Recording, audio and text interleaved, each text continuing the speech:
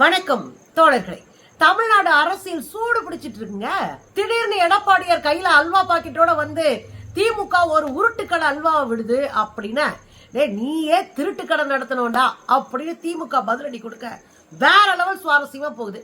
15 நாளா விஜய பேசி பேசி நமக்கே அழுப்பு தட்டி போச்சுன்னா பாருங்க. போதையா அப்படின்னு போதுதான் எடப்பாடியார் அல்வாவோட வந்து ரீல்ஸ கிரியேட் பண்ணி வேற லெவல் பண்ணி விட்டாருங்க. என்ன நடந்துச்சு? தமிழ்நாடு அரசியல் உங்களுக்கு ரொம்ப நல்லாவே தெரியும். 2 கட்சி கூட்டணி அமைச்சு போட்டி போடுவாங்க. அதுல ஒரு கட்சி வரும் அப்படின்றது எழுதப்படாத ரீதியா தமிழ்நாட்டில் இருக்கு. வலுவான கட்சிகளா இன்னும் பல கட்சிகள் வர முயற்சி பண்ணி தோத்து போயிருக்கிறாங்க. இந்த சூழ்நிலையில தான் கடந்த 15 நாட்களாக நம்ம விஜய் விஜய் விஜய் விஜய் விஜய் விஜய் விஜய் விஜய் விஜய் பேசி முடிச்சிட்டோம்.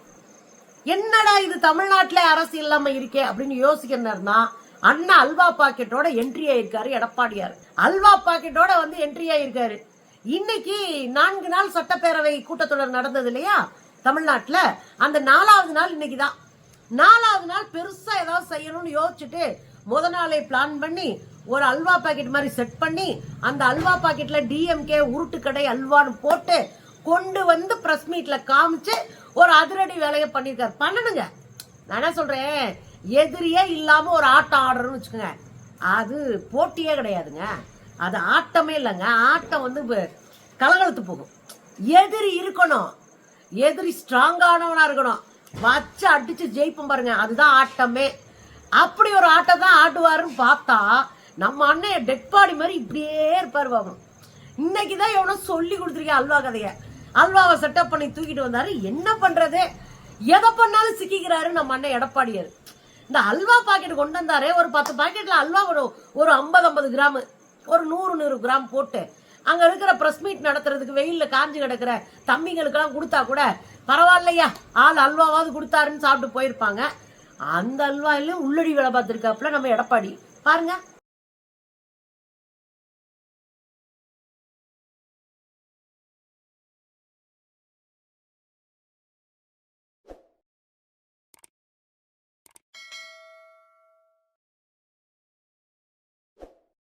பாத்தீங்கல்ல, பிரிச்சு உள்ள பார்த்தா பஞ்சு தாங்க இருக்கு.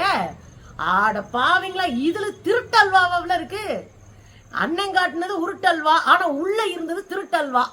பஞ்ச வச்சு ஏமாத்தி விட்டானுங்க. சரி என்ன பண்றது, ஏதாவது ஒண்ணு செய்யணும், ஏதாவது ஒரு ஸ்டண்ட் அடிக்கணும் அப்படின்னு முயற்சி பண்ணி இத பண்ணிருக்காரு. எதுக்கு ஏன்னு கேட்டா, ஆட்சிக்கு வருவதற்கு முன்பு 525 வேலைகளை நாங்க செய்வோம் அப்படின்னு வாக்குறுதி கொடுத்தாங்க திமுக. ஆனா இன்னைக்கு 10% கூட செய்யவில்லை. அதனால இது உருட்டுக்கடை அல்வா அப்படின்னு காட்ட வந்தோம் அப்படின்னாரு. திமுக 525 வாக்குறுதி கொடுத்தாங்களாம் தேர்தலுக்கு, அதுல எதையுமே செய்யலையா, வெறும் 10% தான் செஞ்சாங்களா. அதுக்காக இந்த உருட்டுக்கடை அல்வா. ரைட், எதிர்கட்சிகள் அப்படிதான் இருக்கணும். அவதான் நமக்கு கொஞ்சம் ஒன்றியத்துல மோடி வந்த பிறகுதானங்க நமக்கு சூடு பிடிச்ச ஆட்டமேவா. அடிச்ச ஆடல, எதிரி கெத்து காட்டினாதாங்க நின்று அடிக்க முடியணுமா. பரவாயில்லங்க, நான் டெட்மாடு மாதிரி கிடக்குறாருன்னா எடப்பாடியாரு எந்திரிச்சு வந்துட்டாரு. ரொம்ப சந்தோஷம். அதுல அவர் என்ன சொன்னாருன்னா 525 வாக்குறுதியை கொடுத்துட்டு 10% கூட நிறைவேற்றல அப்படின்னு சொன்னாரு. சொன்ன வாக்குறுதிகள் சொல்லாத வாக்குறுதிகள்னு ஏராளமா நிறைவேற்றிருக்கிறாங்க. இன்னும் நிறைவேற்ற வேண்டிய வேலைகளும் இருக்கு. அதுல ரொம்ப முக்கியமாக இந்த சமூகத்தை அடித்தளமாக உயர்த்தி பிடிக்கிற பல வேலைகளை திமுக இப்ப ஸ்டாலின் அரசு செஞ்சிருக்காங்க. உண்மையிலே பாராட்டணும். அது கல்விக்காக மிக முக்கியமா மெனக்கெடுவது. அது பள்ளி கல்வியா இருந்தாலும் சரி, உயர்கல்வியா இருந்தாலும் சரி, மெனக்கெடுவது, பெண்களுக்காக மெனக்கெடுவது.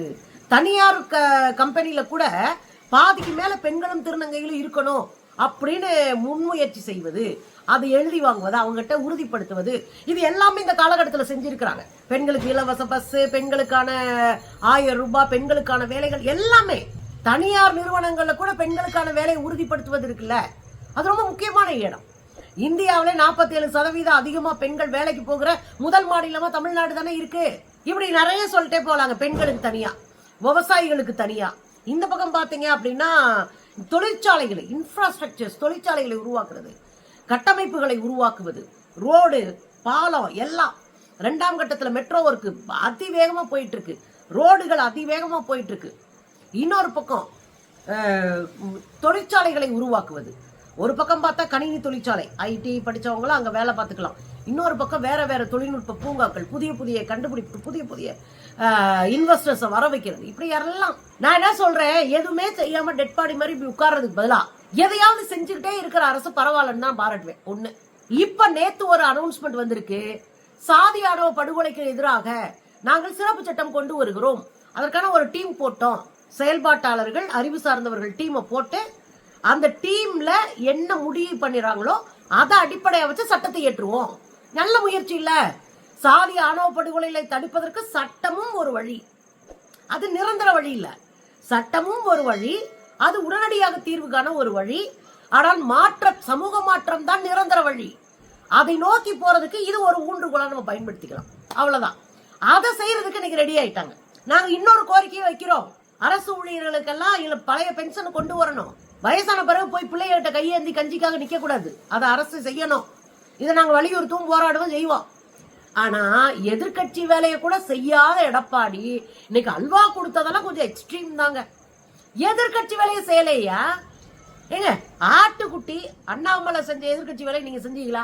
ஏங்க, உங்களை சொன்னா கூட உங்களுக்கு கோவம் வர மாட்டேங்குது, அண்ணாவை சொன்னா கோவம் வர மாட்டேங்குது, 3 மும்மொழி கொள்கையை திணிச்சா கோவம் வர மாட்டேங்குது, அப்புறம் என்னத்துக்கு நீங்களா அரசியல் கட்சி வச்சிருக்கீங்க அப்படின்னு பல முறை நம்ம கேட்டோம். இன்னைக்கு என்னமோ அல்வா பாக்கெட் தூக்கிட்டு வந்து அதுலயும் சிக்கிட்டாரு நம்ம அண்ணத்தை. என்னன்னா, முதல்ல அமைச்சர் சேகர்பாபு அவர்கிட்ட போறாரு, பத்திரிகையாரங்க கேக்குறாங்க, எடப்பாடி பழனிசாமி கொடுத்த அல்வா தான் அதிமுக 5 துண்டா நிக்குதுன்னு இருக்காரு. உண்மை தானே? எல்லாருக்கும் அல்வா தான் எடப்பாடியாரு. அமைதிப்பட அமாவாசைக்கு அல்வா கொடுப்பாரு எடப்பாடியார். அப்படியாரு எல்லாத்துக்கும் அல்வா கொடுத்ததுல 56 துண்டா உடஞ்சு போய் கிடக்கு அதிமுக. இன்னைக்கு பலவீனப்பட்டு போனதுக்கே காரணம் இந்த எடப்பாடியார் தான். 40%ங்க, 40% வாக்குகளோட கொடுத்தத 15% மாத்தி தோத்து போன இடத்துல தள்ளி விட்டதுல எடப்பாடியாருக்கு ஒரு முக்கியமான பங்கு இருக்கு. அதான் சொல்றாரு, 5 துண்டா உடைச்சது மட்டும் இல்ல, இப்பதான் செங்கோட்டையின் தனியா நின்றுகிட்டாரு. அல்வான்றது ஒரு ஸ்வீட்டுங்க, அது தின்பண்டம், உணவு பொருள். நல்லா கொடுக்க வேண்டிய இடத்துல கொடுக்க வேண்டியதானே அப்படின்னு ஒரு போடு போட்டாரு. அவன் பொருள் எடுத்து அவனை போடுற மாதிரி. யாரு? சேகர்பாபு அண்ணன். ஆக இவர் கொடுத்த அல்வாவில தான் 5 துண்டா உடைஞ்சிருக்கு. அதனாலதான் இப்போ செங்கோட்டையன் தனியா நின்று பேசிட்டு இருக்காரு. அல்வா உணவு பொருள் தாங்க, அதை கொடுக்கலாம், அது ஒண்ணும் தப்பு கிடையாது, கொடுக்க நேரத்துல கொடுப்போம்னு சொல்லி முடிச்சிட்டார். அவர் கொடுத்த அல்வாவால் தான் இன்றைக்கு அந்த இயக்கங்கள் பல கோணங்களில் பயணித்துக் கொண்டிருக்கின்றன. அவர் அல்வா கொடுத்தார் என்பதை உணர்ந்துதான் செங்கோட்டையன் போன்றவர்கள் பிரிந்து நின்று எதிர்கருத்துக்களை ஆற்றிக் கொண்டிருக்கின்றார். அல்வாவும் ஒரு வகையான உணவு தான், தேவைப்படுகின்ற இடத்தில் அதையும் முதலமைச்சர் அவர்கள் பரிமாறுவார். இன்னொருத்தர் யாருன்னா சிவசங்கரன், போக்குவரத்துறை அமைச்சர், போட்டு பொளந்து விட்டாரு. அவர் என்ன கேட்கிறாரு, உருட்டுக்கடை அல்வான்னு சொன்னாரு. ஆனா எடப்பாடியார் திருட்டுக்கடை அல்வா கடை வச்சிருக்காரு. அவர் திருட்டு அல்வா கடை. அதிமுக கம்பெனிய லீஸுக்கு எடுத்து, குத்தகைக்கு எடுத்து, அதிமுக கம்பெனியில லீஸுக்கு எடுத்து அவர் ஓட்டி விட்டு மொத்த பேரையும் காலி பண்ணிட்டாரு, லிஸ்ட் போட்டு விட்டாருங்க.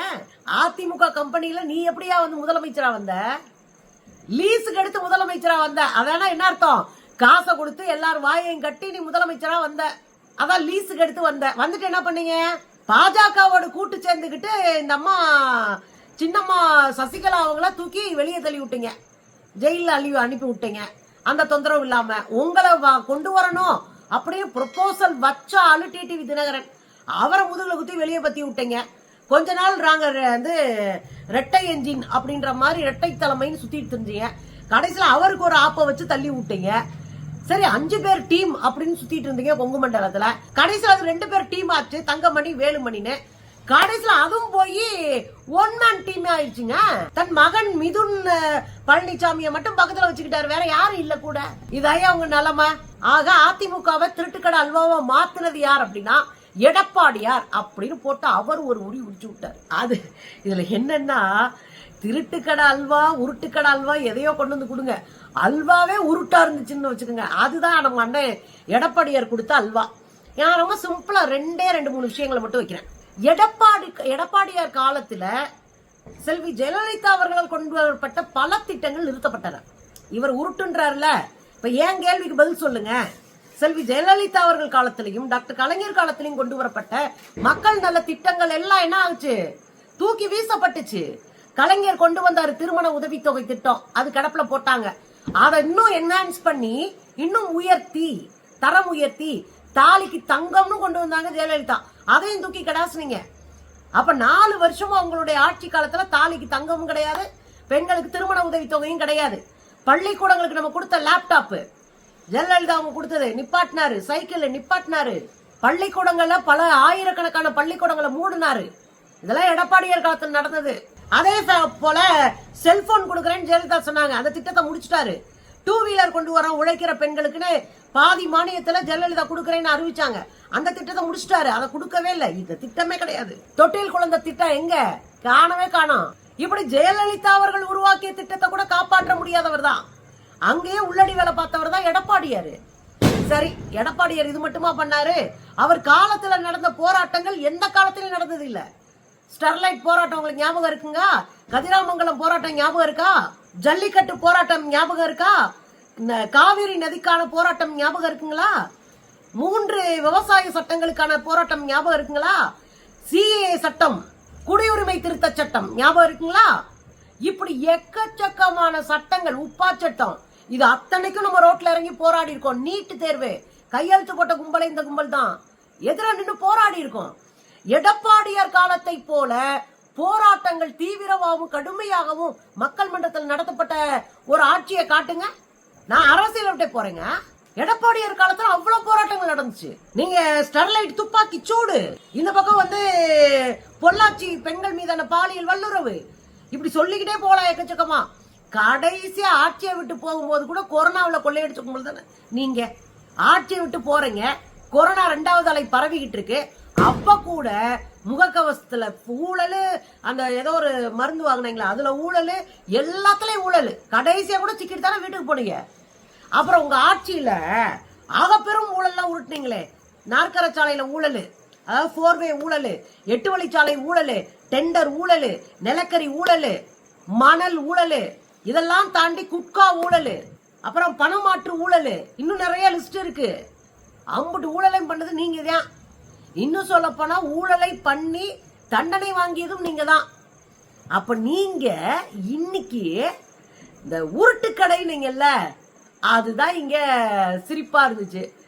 அதெல்லாம் இருக்கட்டும், அவங்க உருட்டு கடை வச்சிருந்தா நீங்க திருட்டு கடை வச்சிருக்கீங்கன்னு மக்கள் அடிக்க ஆரம்பிச்சிருக்காங்க. எனக்கெல்லாம் சந்தோஷம்ப்பா. எதிர்கட்சினா அப்படிதான் இருக்கணும், அப்பதான் நாம உட்காந்து அடிக்க முடியும். எனக்கு நிம்மதியா இருக்கு. எடப்பாடியாருக்கு கொஞ்சம் ரோஷம் இறங்கி அடிக்க ஆரம்பிச்சிருக்காரு. வரட்டும். ஆக கடைசியில என்ன ஆகி போச்சு, அல்வா வச்சு ரீல்ஸ் போற நிலைமைக்கு எடப்பாடியார் போயிட்டாரு. ஏற்கனவே இந்த ஊரு பிள்ளைங்க என்ன சொல்லிக்கிட்டு இருக்கானுங்க, நீதிபதி எல்லாம் ஒரு ஆள் ஐயா, அவருக்கு ஃபாலோயர்ஸ் இருக்கா அப்படின்னு கேட்டாங்க.